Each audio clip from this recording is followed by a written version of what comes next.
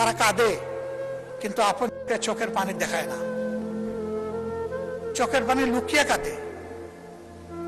Video কলে কথা বলে আর্টিফিশিয়াল হাসি দেয়।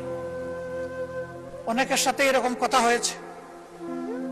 আমি জিজ্ঞেস করি, তোমাদের এই বুবা কান্নার খবর কি তোমাদের আপনজন জানে?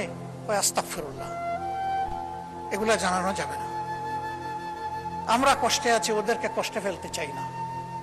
ওরা বুঝুক যে আমরা ভালো আছি, তাহলে আমাদের কষ্ট আমরা কিছুটা ভুলে থাকতে পারবো। এখানেও কাঁদবো, ওখানেও কাঁদবে, এ তো হয় না।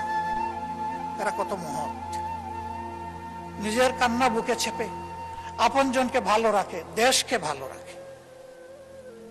এই লোকগুলোকে আমরা কি আসলে আপনজন হিসেবে নিতে পেরেছি? আমি দেখি না, কষ্ট লাগে।